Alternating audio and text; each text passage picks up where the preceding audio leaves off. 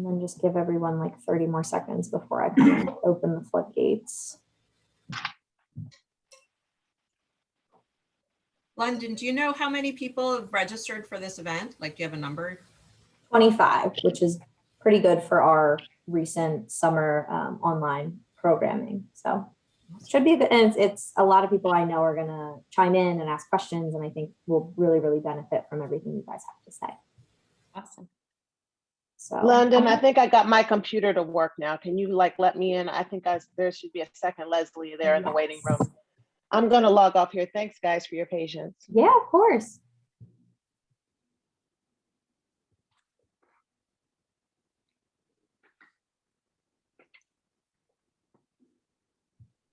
There she is. Yes. There we go.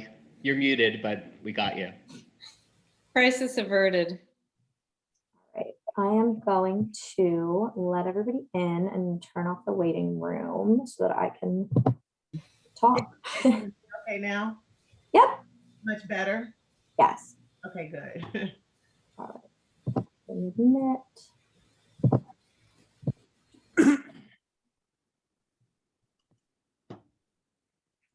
All righty. Hi, everyone. As you are coming in, you should be automatically muted. I would ask that you stay muted throughout the duration of our program, unless our moderator calls on you for a question, just to kind of keep everybody who is speaking on the biggest screen. It's up to you how you want to view this. You can switch to the speaker view, and then whoever is speaking will be the biggest picture on your screen, or you can keep it in gallery mode so that you can see everybody's smiling faces. You're welcome to turn on your camera. If you're having lagging issues, I would recommend turning off your camera because sometimes that causes some camera lag. But thank you all for joining us. I am London Faust. I am the current PPRA president, and since our programming year is coming to an end, this is actually probably my last program of the year. So I just wanted to say an extra thank you to everyone who is joining us here tonight.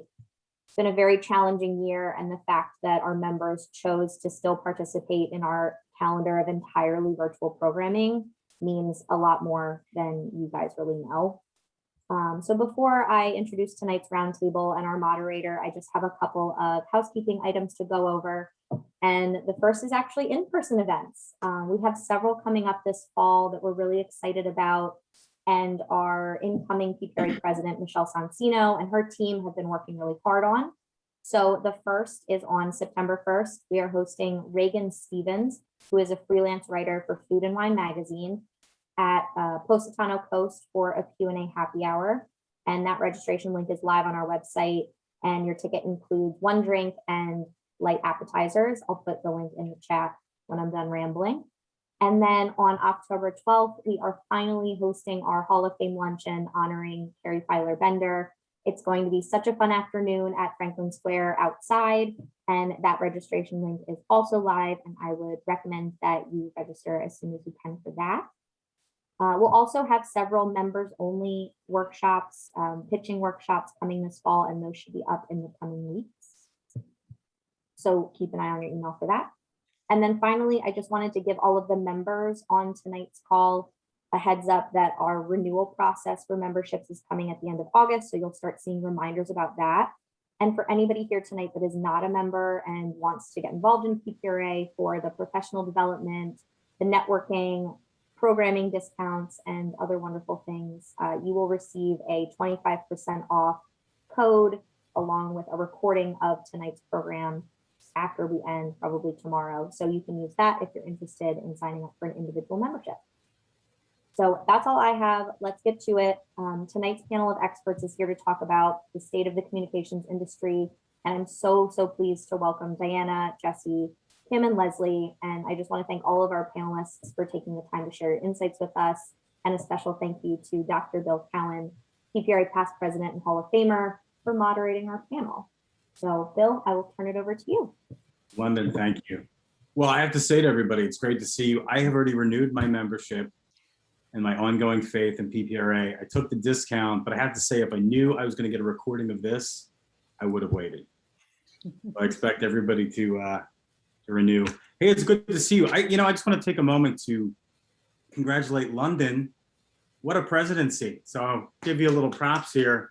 So I was president in 2009, 2010, and I thought that was kind of a crazy year when people were disappearing and not having jobs and the world was unraveling. And wow, I got to say, I feel much better because that was nothing compared to what you've had to deal with this year. So in all seriousness, I want to congratulate you and your team. We would not be here today at the end of July on Zoom if we're not for your expertise and your leadership along with you and your board. So thank you and congratulations on a great presidency and this massive legacy known as PPRA moves forward. So yeah, I'm Bill Cowan and happy to be past president and Hall of Fame member. On the screen, I'm Dr. Bill Cowan. I'm longtime PR and advertising program director at Villanova. As many of you know, I'm president of Metrospective Communications. We're about almost 20 years old, and we're a globally connected and active boutique agency based here in Philadelphia. So I would like each of my wonderful panelists to tell us a little bit about themselves, to give you all some scope. So we're gonna go to Kim Sample, who is president of the PR Council. Kim, welcome. Thank you. Great to be with all of you. Delighted to be with this panel. So I'm the president of the PR Council. We're a trade association for PR agencies only. And we're really 100% focused on helping agencies grow their business, grow their talent, and grow the industry. My entire career has been spent inside agencies of all sizes. I'm a true agency animal. Love the business, and I couldn't be more excited about where the business is right now. So look forward to talking about it. Kim, thank you. Leslie Patterson. Tyler is Senior Director of Media Relations and Communications at the Kimmel Center for the Performing Arts. Leslie, it's amazing to see you. Tell us what you do. Thank you so much. And thank you, London and PPRA, my favorite professional organization in this industry, for this generous invitation.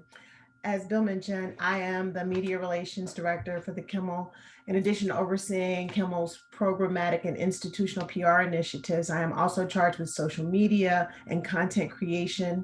I'm also a member of the Kimmel's Diversity, Equity, and Inclusion Committee. Of course, the Kimmel has thousands of performances and events every year, and so I don't do this alone. We rely on invaluable PR partners, including our co-panelist, Jesse Cute, who I frequently tell he lives up to his company name, being an amazing ally, that is Allied Marketing. Prior to the Kimmel, I worked over 2 decades in television news, executive producing newscasts and leading newsrooms in major TV markets, including my hometown of Cincinnati, Miami, Florida, Washington, D.C., and here in Philadelphia, where I was last the assistant news director at Fox 29. I leverage my extensive TV experience into media relations work at my church, Mother Bethel AME, where my husband, Reverend Mark Tyler, is pastor. And together we form Tyler Made Media that helps businesses and nonprofits with their media relations needs. We also dabble in community organizing, political strategy, and radio shows and documentary producing. I look forward to engaging in and learning from this distinguished group of panelists today as we discuss the state of our industry after a very challenging 16 months. So thank you. Leslie, thank you.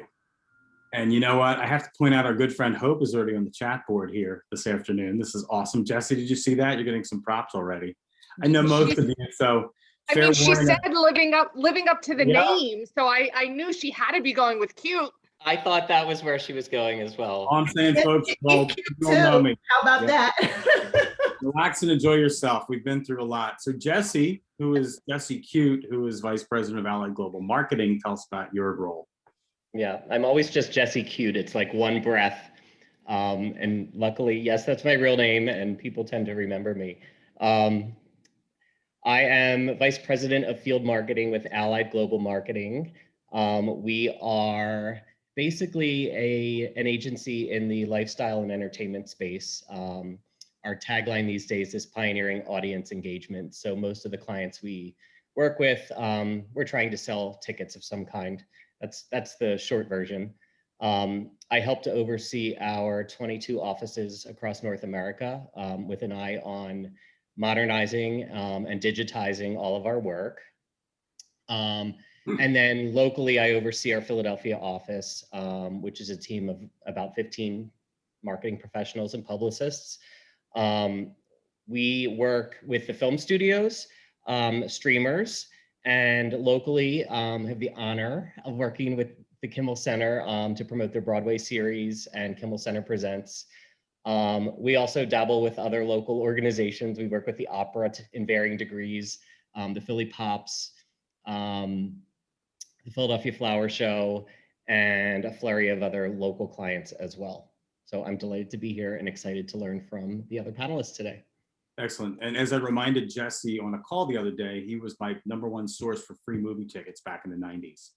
So just to go, am I right? You're not bringing up age, but yes, I was with Allied in the late 90s. I did leave and do other things, but I'm back.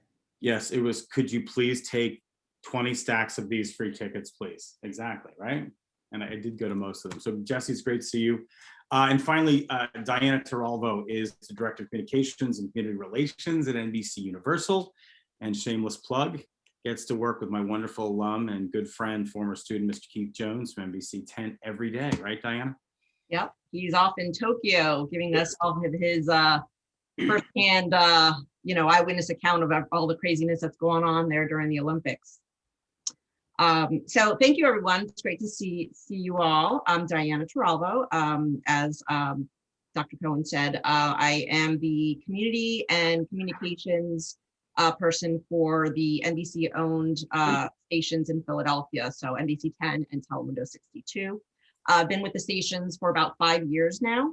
I basically manage, well, on the PR side, certainly communications, external communications for the stations, everything from writing press releases and managing interviews for our talent, as well as our staff and leadership team. Also, I manage our station's community relations initiatives. So I work with a lot of your clients actually with different nonprofits to help get their message out about their mission and doing community activations and on-site events, which, as many of you know, over the past year and a half has been kind of, has gone to virtual, much like this event.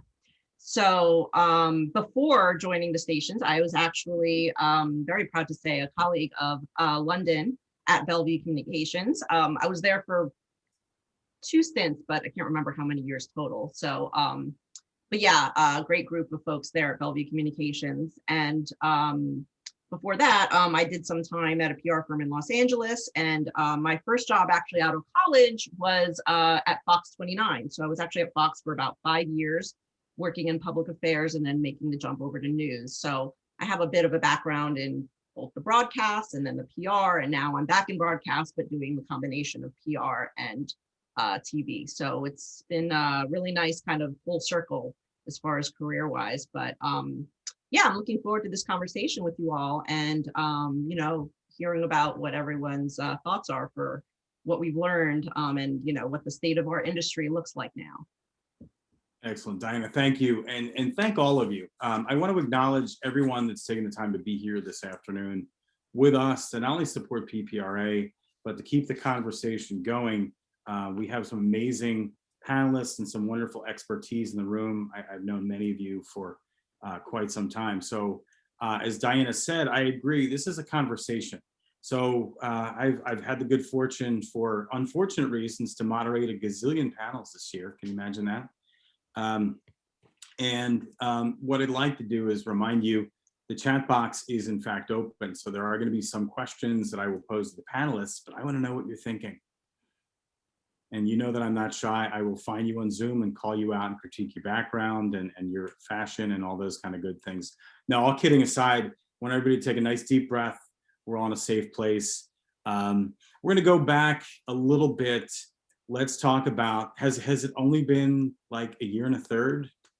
Or has it been 10 or 15 minutes, or what has it been? So we're going to go back a little bit to set some context and framework for, when the world shifted for us.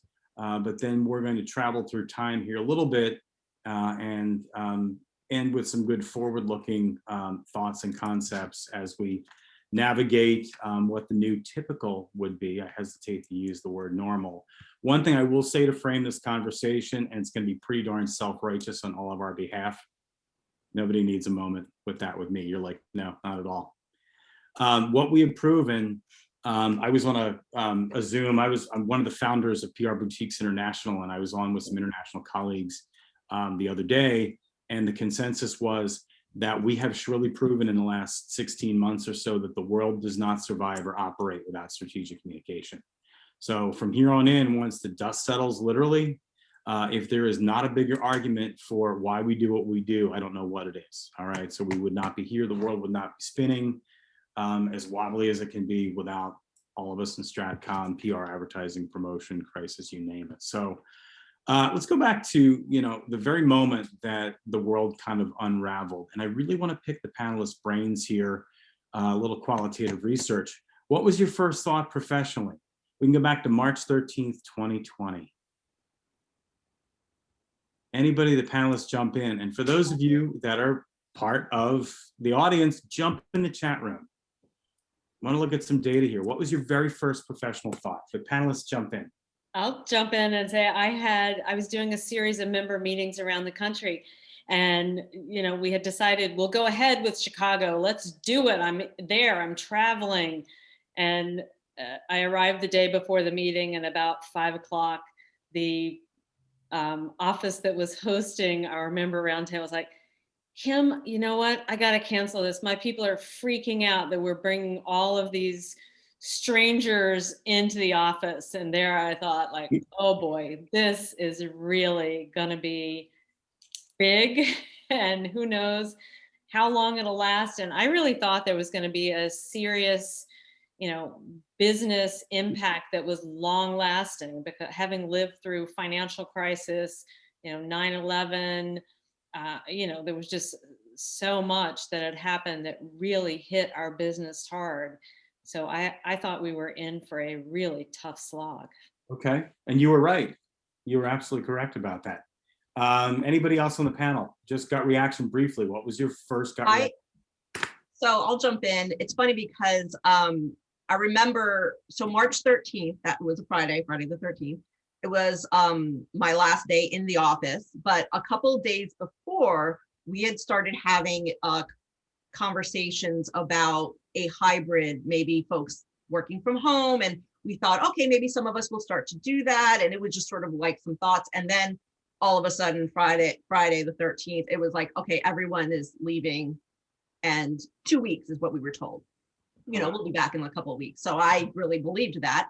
And actually, I spent that day on it. So many of you know this. So one of my duties at the station is to manage talent appearances. So many of our reporters, meteorologists, anchors will go out into the community at different events to MC at galas and fundraisers and serve as moderators at in panels like this, but they're in person. So we had already scheduled, we had about 50 in the calendar for, and that was just for within the next like 30 to 40 days from that point, from mid-March to like end of April. I had to call all of them and cancel them and say, hey, so I don't know if you're aware. And I was even thinking of like, are they even aware? Because I'm not everyone is, I'm very privy to it because I'm in news. So I'm obviously hearing this, but not everyone, was aware of how serious things were and letting them know, look, we're going to have to, and actually a lot of them too, at the same time were calling me to say, hey, we're going to have to postpone our event. Actually, they weren't even canceling. We were more just, they were like, we're going to postpone it. Maybe in a couple of months, we'll have to figure it out. Many of them ended up canceling, and some of them actually did do a virtual. Most of them who were able to figure that out, that virtual space out, they were able to reschedule it probably at the earliest late fall, almost like November, December even. But yeah, that was like, I just remember that whole day, that's all I was doing, was calling to make cancellations and and I was even thinking in my head, gosh, I hope that, I felt really bad, but everyone was really like, oh yeah, no, we totally understand. And, because I was thinking, what if they're like, what are you kidding me?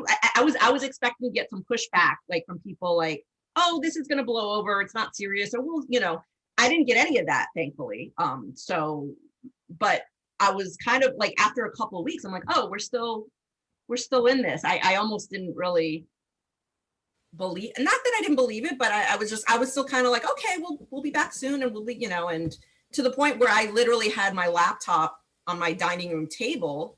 And I was working from there for months. And then I realized, you know what, I'm going to have to I have an extra room. I'm just going to go ahead and invest the time into getting a desk, a big monitor, like a wall here, because obviously this is lasting more than 2 weeks, Right, I think everybody got to that place where they're like, let's make this kind of permanent. Jesse and Leslie, really briefly, what was the first professional thought that crossed your mind?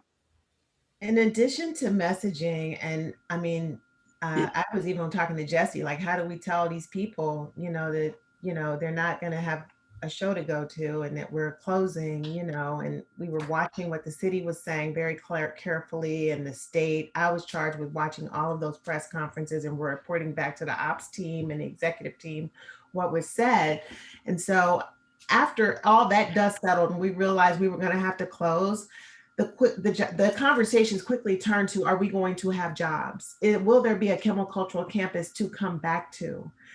Because we're 93% earned, and we rely heavily on ticket sales to survive. We cannot operate without butts and seats, bottom line.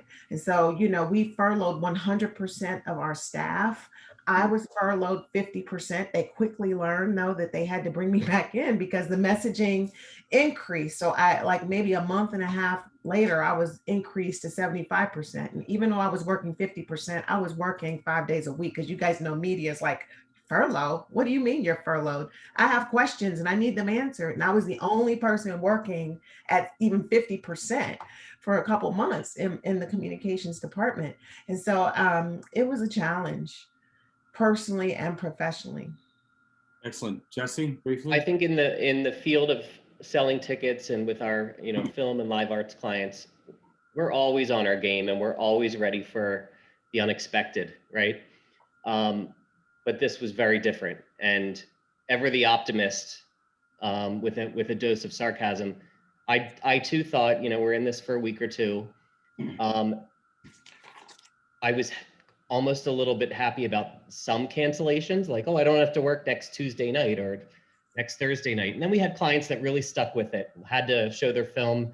I will tell the short version of, we were doing a test screening of In the Heights, and this is March 2020.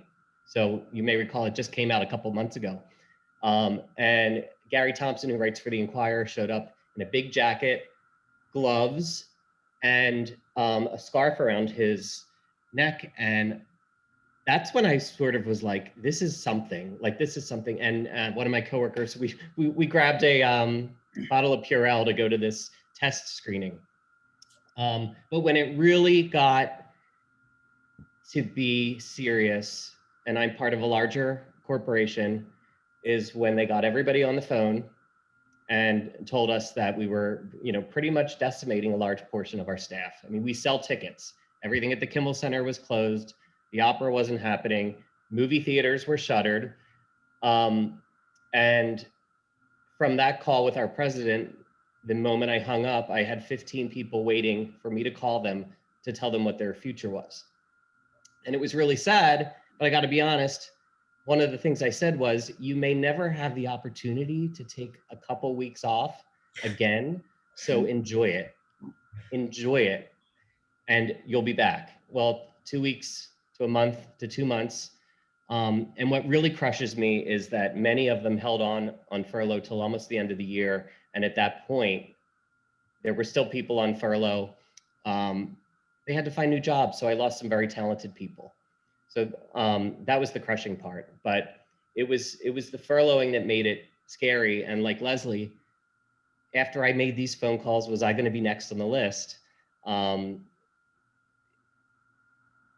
What were they going to do? I mean, you get surprised by management often, but, and I'm sure we'll get into this, we survived. Yeah, you get surprised by management, surprised by clients. Yeah. Well, let's do this. I want to get everybody to the chat box if we could. This is going to be my homage to the late, great James Lipton. Give you a second to. Oh, Adam just looked up. There he is. He's tweeting as we speak, ladies and gentlemen. I really miss seeing you in person and saying these things right to your face. So I can't wait until the fall. I want you, all of you, to put in one word in the chat box that best describes the last 16 months. And if somebody puts the word that you're thinking of in the chat box, you have to think of another word. Aha. And again, thank you, Hope, for jumping in on the chats again. Perfect. Ah, this is great data. The social scientist, the communication researcher in me is just loving all these little buckets here. All right, keep going. Adam, how are you inspired? You know it's going to come to you at some point. Oh, okay, now he's okay. Then he just lied to us, which is great. London, we're recording this, right? So Adam just lied to us. This is perfect. Good stuff. Good stuff. Nina, so we're gonna actually talk about pivots here for our panelists. Everyone in this room, because of the amazing high-level things that we do, had to pivot. And for those of you again in the audience, go to the box because I do want to hear what you're thinking. But for our panelists, really briefly, let's talk about this time frame before we start to look at now and move forward into what's next. What was your perfect pivot during all of this? What was the pivot that you were the most proud of during all this? And or what was a pivot that did not work so well? None of us should ever be afraid of change again in this industry or otherwise. So anybody on the panel jump in. People that are in the audience, jump on the chat. I want to see this. So, oh, go ahead. Go ahead, Diana. I'll go after you. Diana and then Jesse. So real quick, so from a company perspective, our station, I mean, we were broadcasting news, so obviously kind of thought of as essential workers, if you will. So I was really, really proud of the way our station, and in particular, the folks who work in news, production, tech, ops, IT, had to just, I mean, they pivoted like overnight to be able to broadcast continuing, you know, and it was a lot of broadcasting. We were on all day because, as you know, we had like press conferences every day from Philly, Montgomery County, Jersey, and on everything that was going on. And the fact that we were able to adapt well, you know, successfully. Now, you know, every once in a while you would see, you know, the famous, you know, during his call or during an interview, a Zoom interview on TV, somebody's kids would come in, or, you know, you have like, you lost the Wi-Fi signal and things like that. But I was really just amazed at how great our station, and really all the stations, you know, we just kind of came together and, you know, we're there for each other. And it was really moving to see how people just kind of like came together in that way. And not just at my station, but going back to like the press conferences, since there were these many press conferences going on. I'm not sure, you may not even be aware of this, but our stations, so what, PBI, our station, NBC, Telemundo, Fox, Channel 3, everybody, we actually kind of, all the news directors kind of talked together and said, hey, rather than having us all go to each of these press conferences, let's pool the video, you know, because you don't want to have too many, that was the whole thing, social distancing, you can't have too many people there. So each station was kind of in charge of, all right, Channel 10 will do the Montgomery County press conference. Channel 6 will do the Philly one, you know. So we were all getting that information and we were being safe, you know. So I was really impressed with how our stations came together to work. Oh, show of hands from the audience. Anybody else? You don't give examples. Anybody has cool resources like that? Well, we did in a way. Okay. I know Jesse was going to go next, but I'll just very quickly just say that we spoke to other performing arts centers that were similarly situated across the country, and we pretty much joined forces to activate our digital stages. And so we all put on a performance, a lot of us rather, put on a performance of Christopher Jackson. He was live in New York City, and we like broadcasted on our social media channels. And so we really tried to come up with a creative way to turn a dark year into one of innovation and engagement. And we also like did similar things with our education programming. We even opened our doors for like blood drives. We opened them last year for the police and protesters for a respite. You remember that very hot summer where they were all outside protesting and the police were out there? We provided them with water and a resting place so they can even go to the bathroom because most of the buildings were shuttered downtown. And Right. so we did what we could to kind of like transform our stages into like a digital performance space. Okay, excellent. Jesse? As an agency, you know, sometimes you have a voice in what the client does and other times you do not. Sometimes you're asked for your opinion and sometimes you have no say at all. But with movie theaters closing, we had several months of nothing, and we got our ducks in a row. We got super organized in the office because again, this was going to end at any second. Teams, boy, was Teams a game changer. Just for organizing our files and communicating. And I feel like I am in the room with my team every day, even though I may not see them. But the industry had to make a pivot. And what that change was, I mean, who would have thought that films would be concurrently streaming on the same day or shortly thereafter? It really upended the industry on the film end. So we went from thinking we lost all this business, and I really have to praise our president because we were already in the space with streamers. I mean, we'd be out of business on that end had we not, but we were already working closely with Netflix, Hulu, Amazon Prime. So it just took a little time for our clients to do some synergy. You know, Warner Brothers and HBO Max are in the same office. It's the same parent company. Hulu's part of Disney, so let's get the Disney films there. And Disney Plus, Disney recently acquired 20th Century Pictures and Searchlight, which used to have the Fox name in them. So now we're seeing, you know, the Searchlight movies are also opening on Hulu.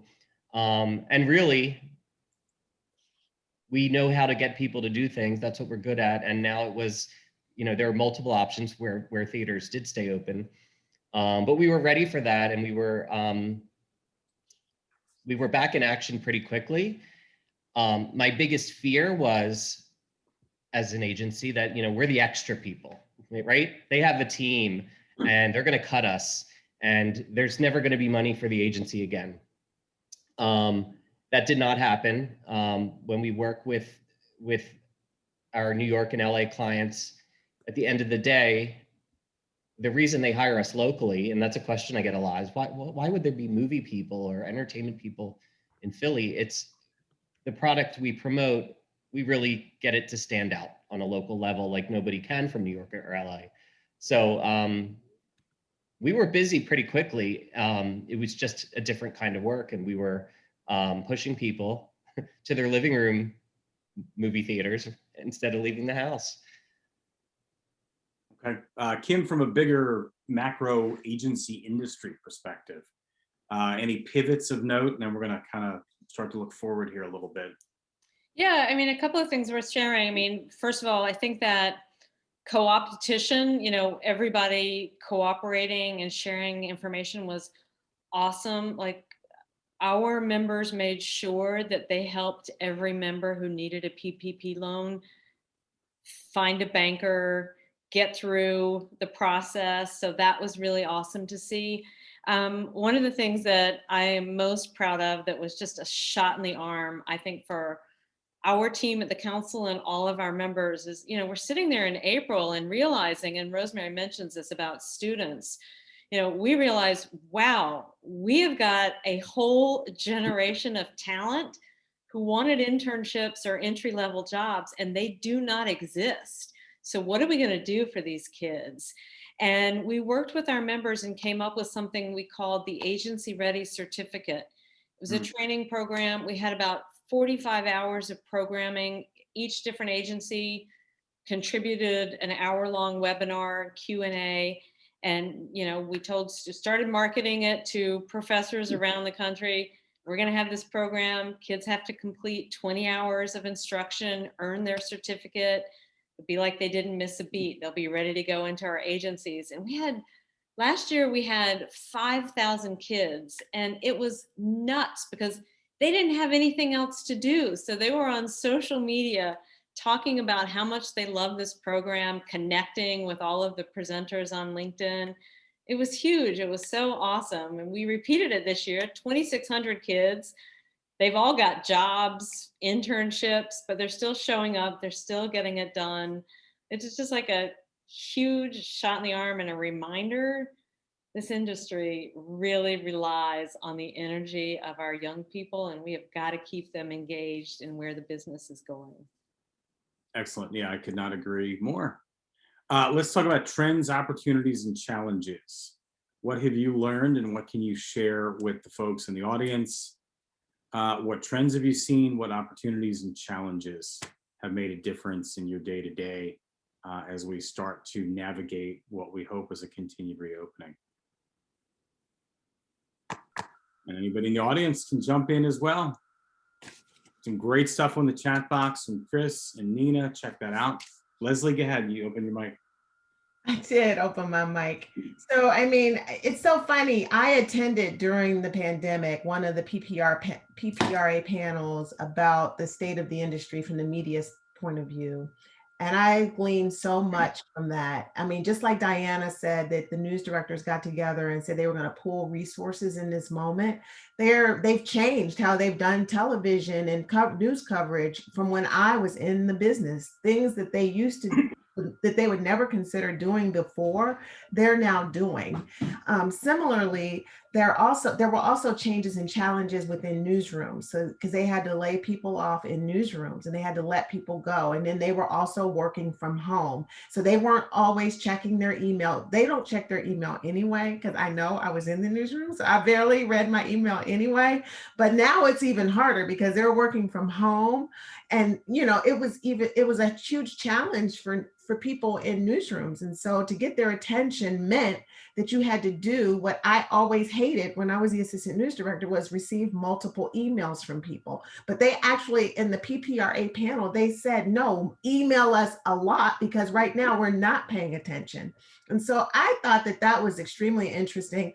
And also to give them an earlier notice of the stories that we have coming down the pike so they can plan, because they have so many unusual challenges right now and they're also shorter in staff members.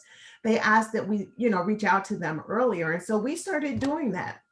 We have a drop date for a press release, but now we're going wide with that press release a week before to let people know that, hey, you know what, this is coming down the pike. You might want to assign someone now. We'll even give you an advanced interview so you can write your story and have your story ready to go on that day at that time. It's embargoed, but we're doing that now more and more to just give newsrooms opportunities to really prepare, because we were all facing challenges, and you just have to remember that they were too. And I have to acknowledge the reaction from some of the audience members, Leslie, when you said when you're in the media that you really didn't look at your email. Half the room just jumped and went, oh, we know.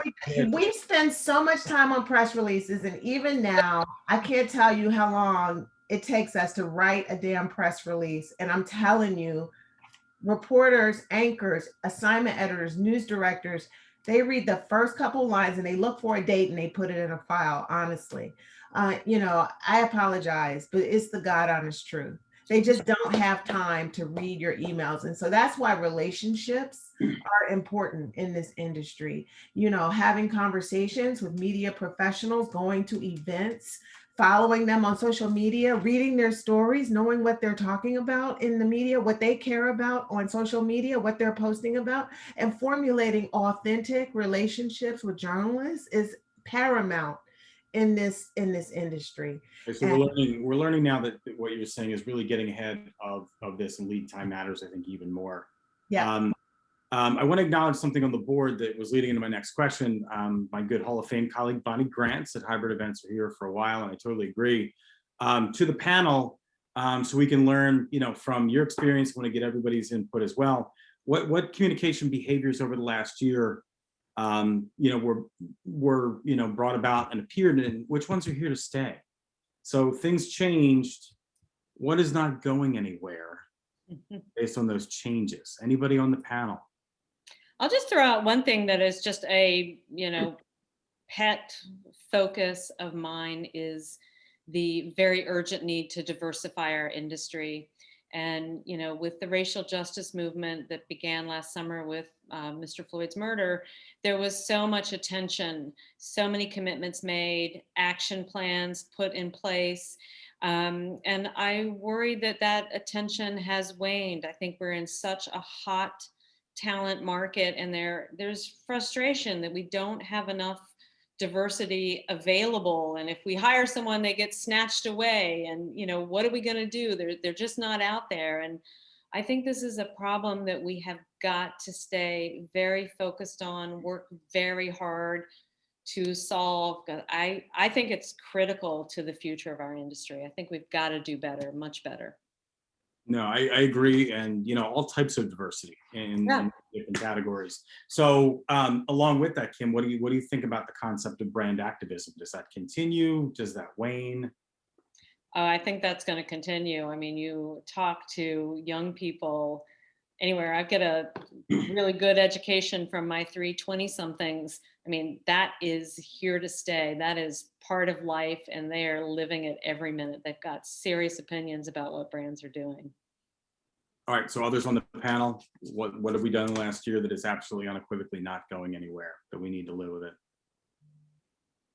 I want to echo a little bit of what Leslie said about the relationships. They've always been important, right? And we always focus on that, and that's our strength. But there was something different this year about those relationships, and it was, we were more human than ever. And at the end of the day, no matter what we're promoting, or no matter how we tie it into activism and equity and COVID and all of that, none of what we do, our paycheck is our paycheck, and everybody was feeling this heaviness. And there are editors who I've worked with who I would say I have a wonderful relationship with, but something this year just made it like almost lean towards the friendship side of things and the humanness behind it all.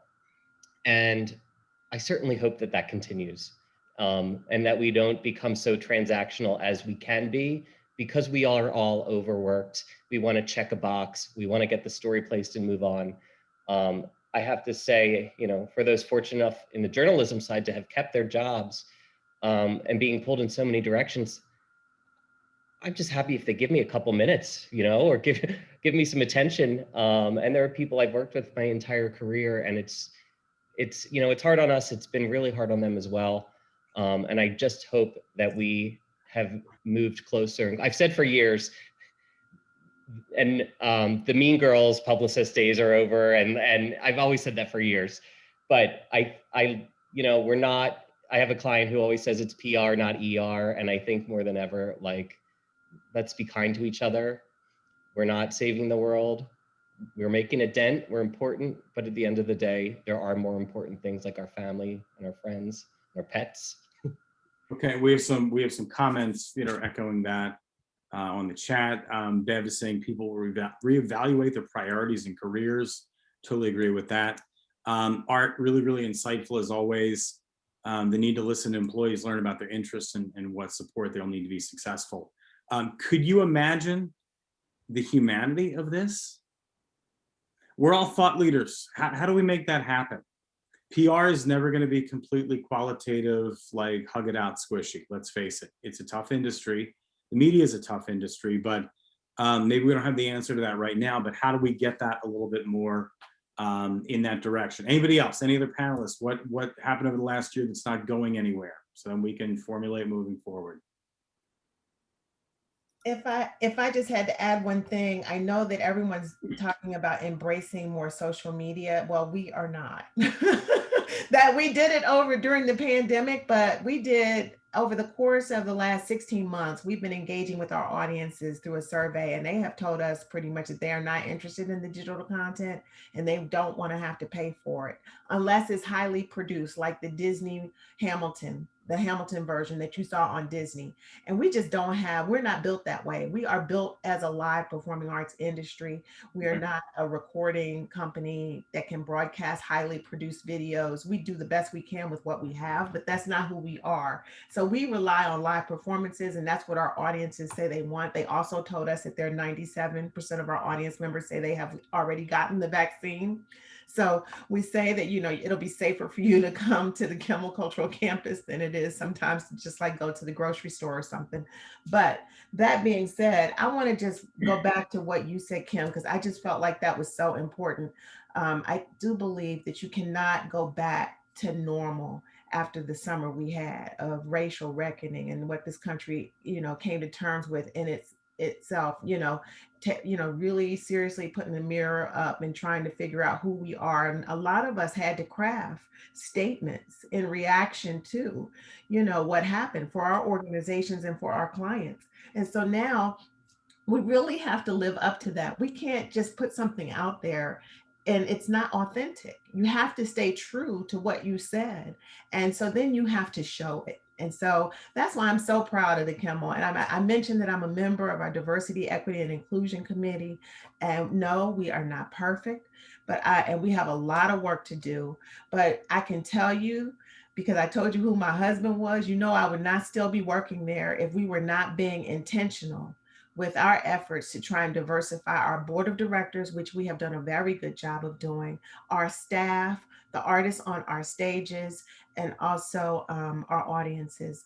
And so we're intentional about trying to engage local artists in the BIPOC community and trying to give them space in the Kimmel Center on perhaps our plaza stage, as well as engaging other artists of color to make sure that there's fair representation so that everybody in this region has a reason to come to our campus. And I believe that, as Art said in the chat, listening is important, not just to your employees, but also to your audiences and to people in the community who can help inform your actions. And sometimes as communicators, we're so quick to come up with words to say and not listen. And listening is so very important. It's well said. And yeah, from the brand activism standpoint, if you are not walking the talk, then you create a crisis for yourself. And you get called out on virtue signaling or rainbow capitalism last month. It's all these wonderful terms that say you're not actually doing anything.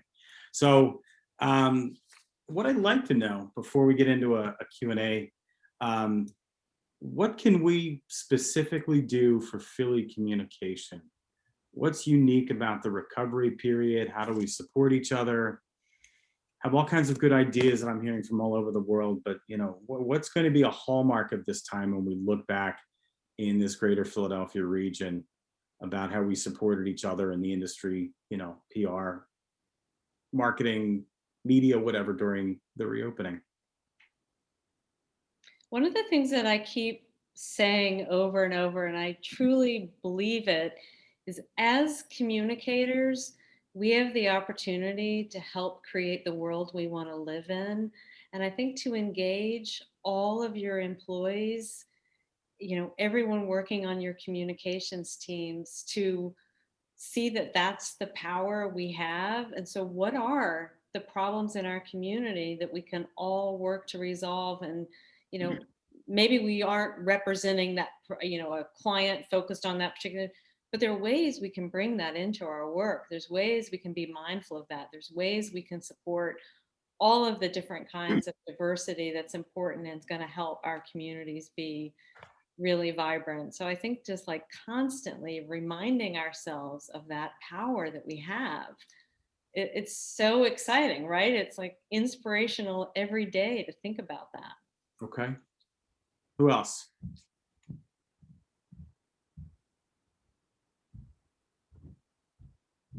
I hate to keep talking, shut me up at any time, but I can't tell you how happy I was every time I got an email from PPRA saying that there was going to be a panel discussion. I was literally by myself this past year. And I can't tell you how encouraging it was to be able to go to an event and be with other people in this industry. And Jesse will tell you, we weren't paying him. I can't believe I'm saying this out loud. We couldn't pay him, but I called Jesse and I was like, what do I do?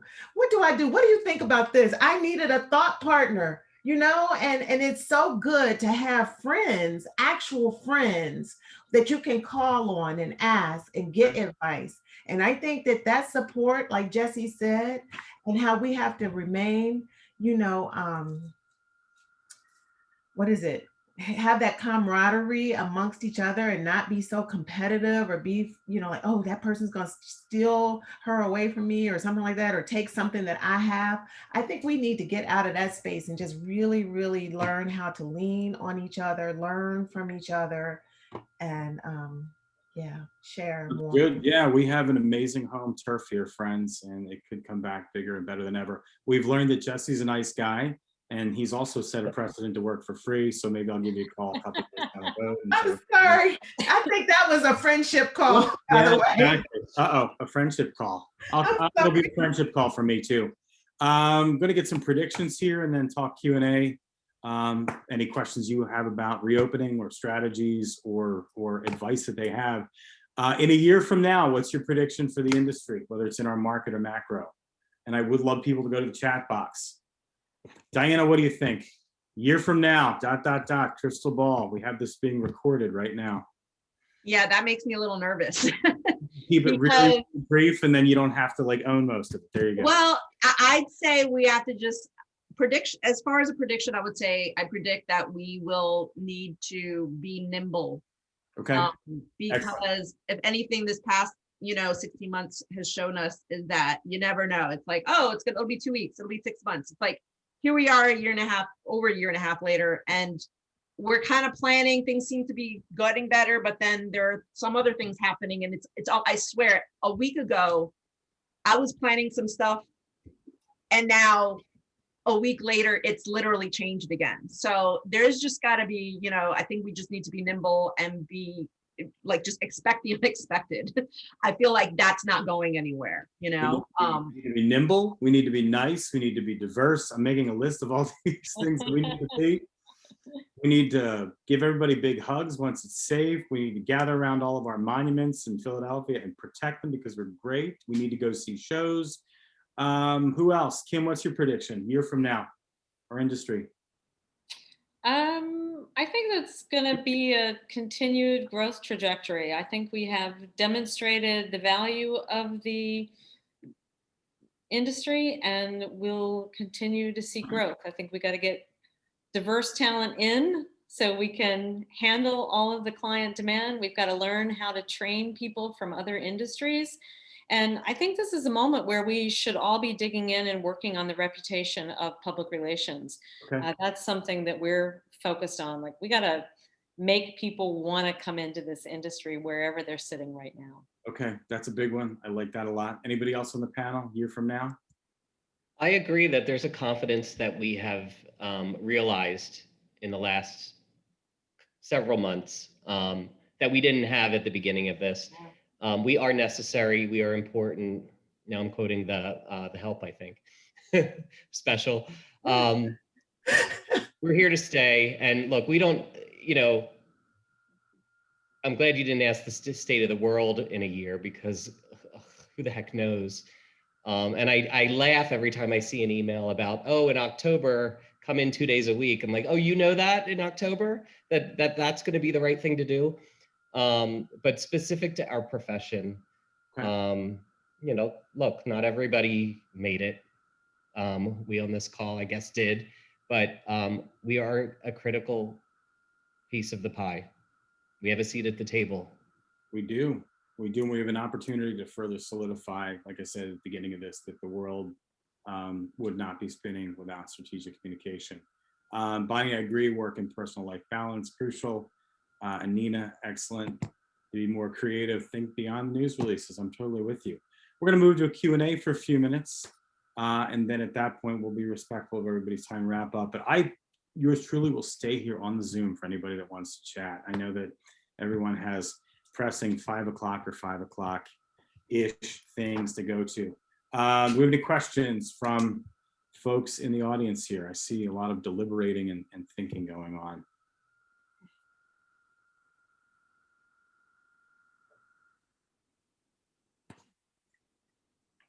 We have one in the chat. Rosemary talking about the PR kids working future careers. You know what? I reassure them that the industry is not going anywhere, because guess what? It isn't.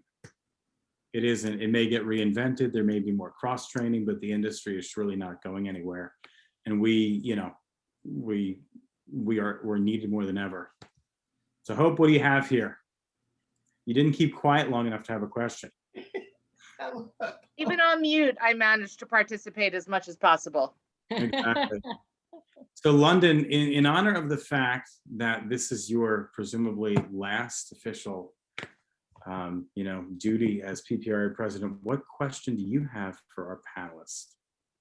Ooh, pressure. The PR stands for pretty rough. Pretty rough. I was just thinking about how much I think our work styles have changed and will continue to change.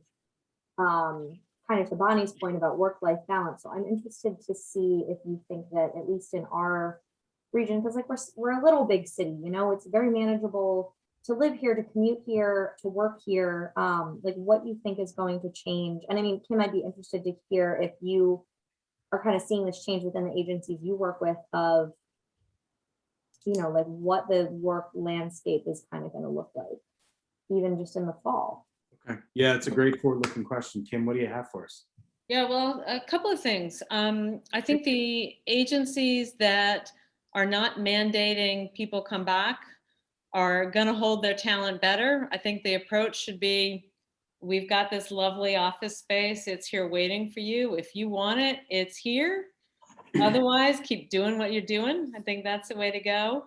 I think that we have these huge opportunities to prove the value of our work. We know what we deliver. We now have the data to prove it. So let's have a little bit more swagger. Jesse mentioned this, like we've got more confidence, like let's set some parameters. I'm hearing more and more of agencies sort of coming up with these client service agreements with their clients that we are not going to answer emails after 7 p.m. unless it's an emergency. Let's agree we're not doing this. You know what? We're working with our member agencies on how should pitches be run, and we're going to cry foul to people who are running really unfair pitches. And you know what? There's no reason a pitch needs to take place at 10 a.m. on a Monday morning and destroy a weekend, so there are little things that if we have a little bit of confidence, we can just say no and protect our employees, protect their mental health, and have people happier and staying longer in this industry. Excellent. I love hearing that. Or the pitch that's really just write the whole plan for us and we'll take a look at it and decide whether we like it or not, and then let you loose, and then you'll see this magically pop up in different versions. That pitch, Yeah, that's always that's fun. I think that work-life balance thing has to come from the top too. And we all know it's very hard not to reply to the email that you have the quick answer for, or that you have a strong opinion on. I do this crazy thing where I have like a second inbox that sits right under my inbox. And once I read something, because we all admit it, whether you're responding is one thing, but you're looking, and I slide it into this other thing so I don't sit there with my friends and scroll 10, 20, 60, 80 and feel like, oh, I should answer at least 20 of these to make Monday better. I just slide them into this folder. So I've looked at them and then they're out of my mind, and that folder I don't go into. We have to really, the flexibility, I agree, Kim, letting people have that flexibility.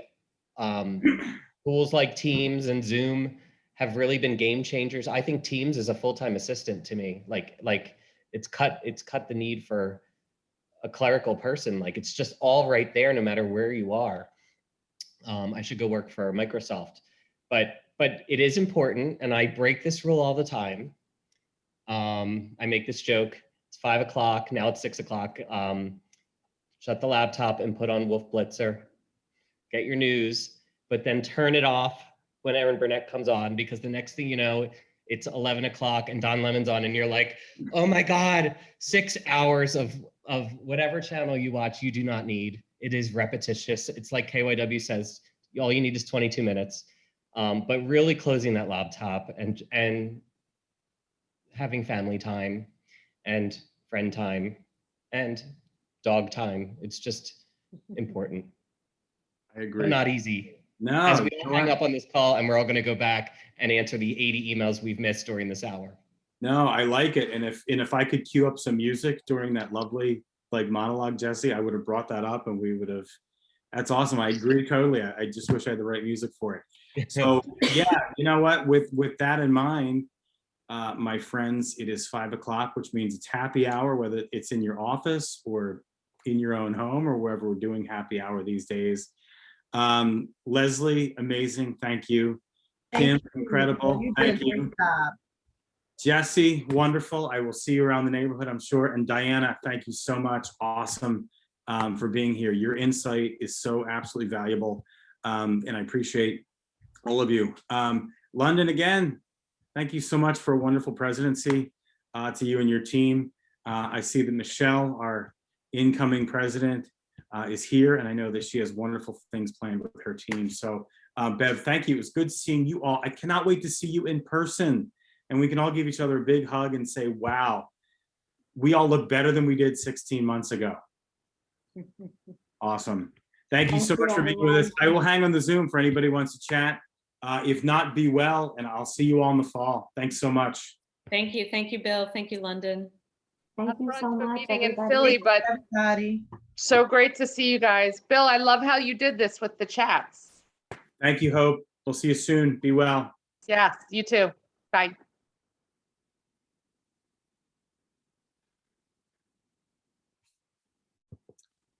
Well, we can stop the recording, I guess, right? Oh, yes, we can.